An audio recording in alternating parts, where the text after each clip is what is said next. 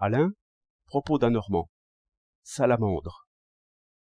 Il ne manque pas de gens qui ont mal à la tête ces temps-ci, et ils en font des romans, comme nous faisons toujours avec nos petites misères, disant par exemple qu'ils lisent trop ou qu'ils travaillent trop de la tête. Et si leur métier veut qu'ils lisent et qu'ils travaillent de la tête, ils déclameront en dedans contre leur métier.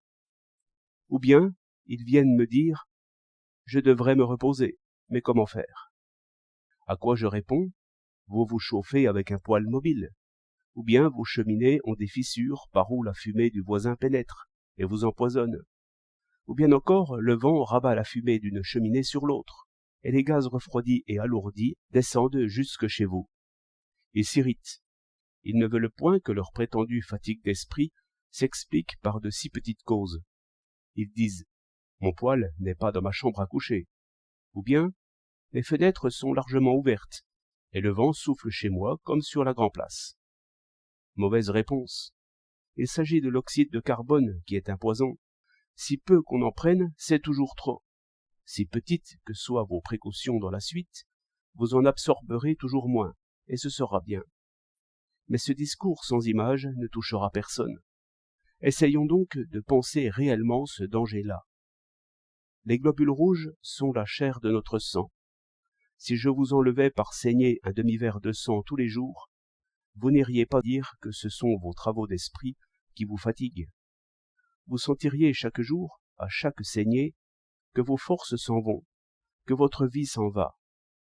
Or, cet oxyde de carbone, si peu que vous en respiriez, vous saigne réellement, puisqu'il se fixe sur quelques-uns de vos globules rouges et les tue.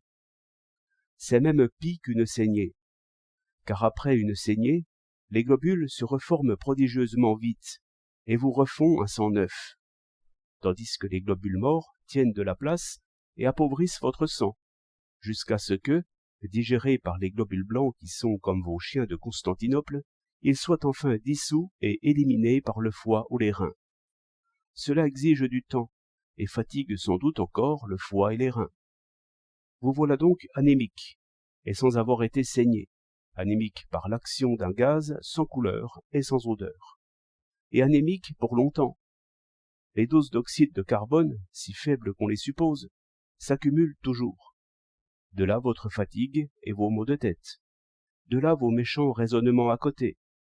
De là enfin cette inertie d'esprit et de corps qui fait que vous me lisez, que vous ne me croyez qu'à moitié, et que vous ne vous décidez pas à agir, à mettre votre poêle à la ferraille, à faire venir le maçon ou le fumiste.